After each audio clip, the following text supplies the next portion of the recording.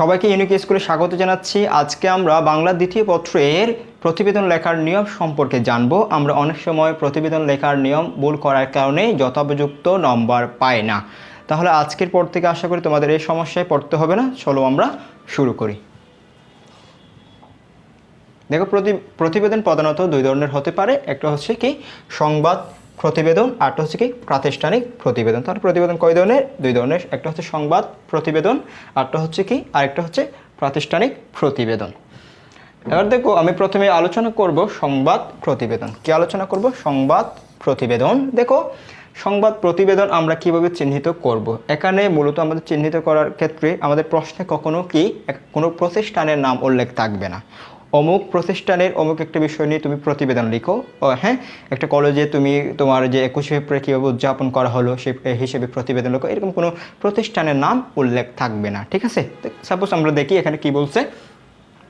নিত্য প্রয়োজনীয় খাদ্য দ্রব্যের ভেজাল প্রবণতা বিষয়ে একটি অনুসন্ধানী প্রতিবেদন লিখো। তাহলে এখানে কি কোনো প্রতিষ্ঠানের নাম উল্লেখ আছে? কোনো প্রতিষ্ঠানের নাম উল্লেখ নাই। সেহেতু আমাদের অবশ্যই এটি মনে রাখতে হবে, এটি কি কোন ধরনের প্রতিবেদন? সংবাদ প্রতিবেদন। প্রতিবেদন লেখার ক্ষেত্রে আমাকে অবশ্যই কি করতে হবে? প্রথমে একটা শিরোনাম দিতে হবে। শিরোনাম দেওয়ার পরে আমাকে আমার মূল বক্তব্যটা এখানে তুলে ধরতে হবে। মূল বক্তব্যটা এখানে তুলে ধরার পর আমি আমার নিজের মতামত দিয়ে আমার প্রতিবেদনটা শেষ করব এবং আমার একটা এখানে পরিচয় দিয়ে দিব। হ্যাঁ, অমুক তোমার নাম জসিম। হ্যাঁ, এমন তোমার একটা স্বাক্ষর দিয়ে দেবে। এখানেও ঠিক তুমি চাইলে তুমি প্রতিবেদনটা ইমেলে প্রেরণ করতে পারো। আমি বলবো তুমি এটা কাম অঙ্কন না করে ইমেলে প্রেরণ করো। তুমি এখানে সেজন্য তুমি একদম শেষে লিখে দিবে হচ্ছে ইমেলে প্রেরণ করা হলো। ইমেইলে প্রেরণ করা হলো। কি করা হলো? ইমেলে প্রেরণ করা হলো। এবং তুমি তোমার যে পত্রিকায় তুমি ইমেলটা পাঠাতে চাচ্ছ সেই পত্রিকার একটা ইমেল আইডি লিখে দেবে। আমি সাপোজ দিলাম প্রথম আলো @gmail.com। ঠিক আছে? তুমি কোন পত্রিকা তুমি তোমার ইমেলটা তোমার প্রতিবেদনটা পাঠাতে চাচ্ছ সেই প্রতিবেদনটা সেই ইমেলের নাম তুমি এখানে উল্লেখ করে দেবে। কোন পত্রিকায় পাঠাতে চাচ্ছ সেই পত্রিকার ইমেলটা তুমি এখানে উল্লেখ করে দিলে হয়ে যাচ্ছে। তাহলে তুমি যদি এভাবে লিখতে পারো তাহলে আশা করি তোমার আর সংবাদপত্র প্রতিবেদন নিয়ে কোনো সমস্যাই থাকবে না। ঠিক আছে? এবার আসো, আমরা এখন জানবো হচ্ছে প্রাতিষ্ঠানিক প্রতিবেদন। আমি প্রাতিষ্ঠানিক প্রতিবেদনের ক্ষেত্রে তোমাকে বলেছিলাম একটি প্রতিষ্ঠানের নাম উল্লেখ থাকবে, কোনো একটা প্রতিষ্ঠানের নাম উল্লেখ থাকবে এবং সেই প্রতিষ্ঠানে কোনো একটা কার্যকর্ম বা ঘটনা সম্পর্কে তোমাকে কি করতে হবে? প্রতিবেদন লিখতে হবে। এরকম তোমাকে কি করা হতে পারে? তোমাকে আদেশ দেওয়া হতে পারে, তোমাকে লিখতে বলা হতে পারে। দেখো, এখানে বলছে তোমার কলেজে। দেখো, আমি প্রথমে পেয়ে গেছি হচ্ছে একটা প্রতিষ্ঠান কলেজ। আমার কলেজ একটা কি প্রতিষ্ঠান। কলেজে উদযাপিত মহান স্বাধীনতা ও জাতীয় দিবস উপলক্ষে একটি প্রতিবেদন লিখো। তাহলে এই ধরনের প্রতিবেদন সাধারণত হয়ে থাকে। তোমার একটা প্রতিষ্ঠানে কি করবে? তোমাকে একটা কি দিবে? প্রতিবেদন লিখতে বলা হবে, অনুসন্ধানী প্রতিবেদন। যে প্রতিবেদনে তুমি তুলে ধরবা হচ্ছে একটা অনুষ্ঠান মনে করে পরিচালিত হয়েছে তোমার প্রতিষ্ঠানে।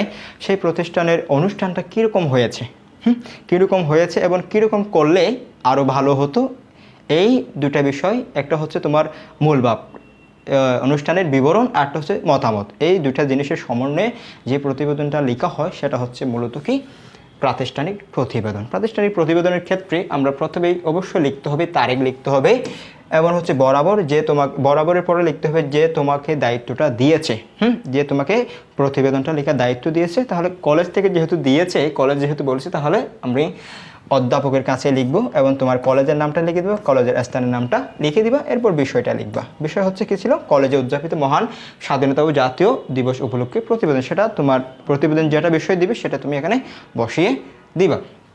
এবার সবচেয়ে গুরুত্বপূর্ণ হচ্ছে সূত্র মূলত হচ্ছে তোমাকে এই প্রতিবেদনের দায়িত্বটা হতে তোমাকে কোনো একটা কাগজের মাধ্যমে বা চিঠির মাধ্যমে দিয়ে দিতে পারে। সেই চিঠিতে একটা নাম্বার উল্লেখ থাকবে, হ্যাঁ, তারিখ উল্লেখ থাকবে। সেই সূত্রটাই মূলত তারিখ বা নাম্বারটাই তোমাকে এখানে কি করতে হবে? উল্লেখ করতে হবে। ঠিক আছে? এটাকে স্মারক নাম্বার বলা হবে, আদেশ নাম বলা হয়। তাহলে এরপর তুমি কি করবা? জনাব দিয়ে শুরু করবে এবং এরপর তুমি তোমার মূল বক্তব্যটা এখানে দিবা। মূল বক্তব্য এখানে দেওয়ার পরে প্রথমে মূল বক্তব্য দিবা, দুইটা পাঠ করবা। হ্যাঁ, এরপর তুমি তোমার মতামতটা দিয়ে এখানে শেষ করবা। এরপর তুমি প্রতিবেদক দিয়ে তোমার পরিচয়টা দিয়ে দিবা। কি বলছি, তোমার পরিচয়টা দিয়ে দিবা। এরপর তুমি একটা কি লিখতে, কাম অঙ্কন করতে, অথবা তুমি চাইলে ইমেলের মাধ্যমে পাঠাইতে পারো। কাম অঙ্কন করার মাধ্যমে তুমি এটা শেষ করবা। কাম অঙ্কন করার মাধ্যমে তুমি এটা কি করবা, শেষ করবা। ডাক টিকিট, হ্যাঁ, তারপর প্রেরক লিখবা দেখি। এবার হচ্ছে প্রাপক, যিনি পাবেন, ঠিক আছে, এবং তার পরিচয় দিয়ে এটা শেষ করবা। আশা করছি তোমরা যদি এই নিয়ম কানুনগুলো মেনে তুমি তোমার প্রতিবেদনটি সম্পন্ন করতে পারো, আশা করছি তোমার একটা ভালো নম্বর আসবে।